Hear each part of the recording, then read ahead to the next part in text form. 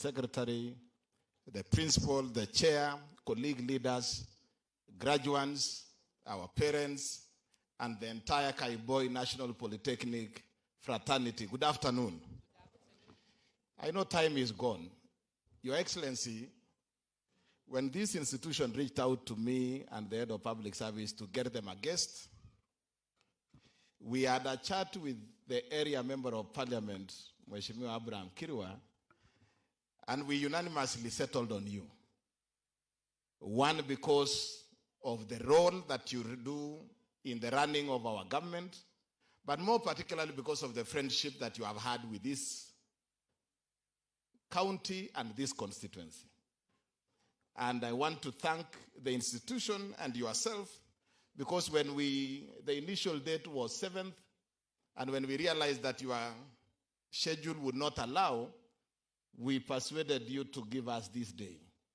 And in a very special way, I want to thank the principal and the chairman and the Kaiboi National Polytechnic fraternity for being flexible to allow us to move the graduation from Friday to Monday to accommodate your schedule, Your Excellency, and that today you are here. And we want to thank you in a very special way.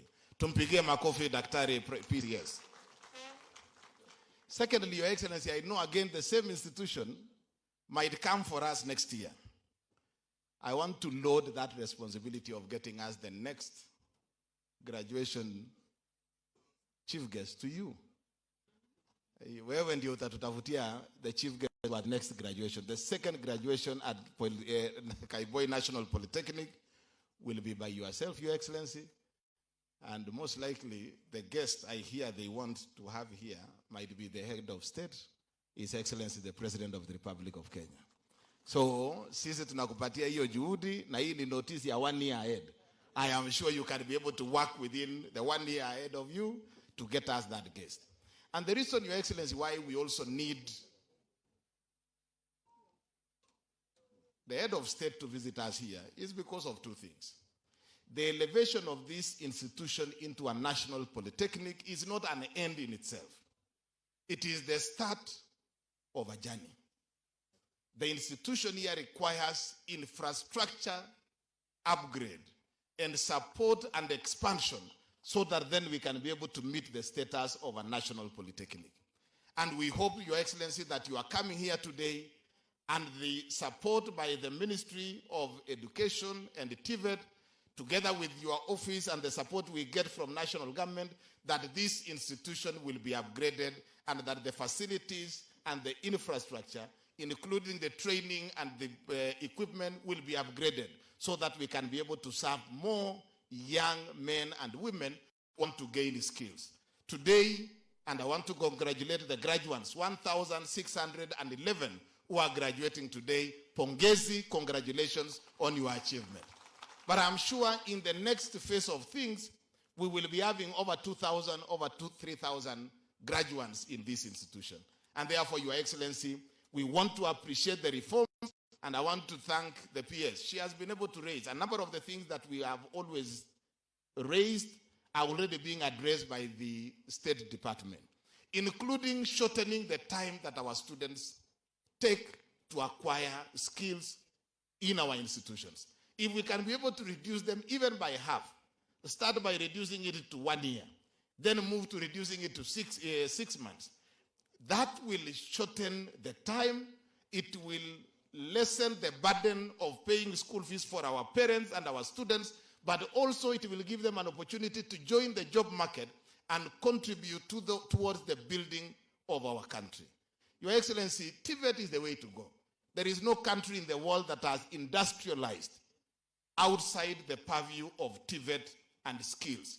And therefore, if this country has to industrialize, be able to create jobs for our young men and women, then we must be able to put our emphasis within TVET training institutions, and we are excited with what is happening nationally. Finally, on that small issue, Your Excellency, is that we know that the funding model has had some bit of challenges, particularly under the university funding model. But Your Excellency, it will interest you to know that the funding model has never had an issue with the TVET. In fact, for TVETs, it is working.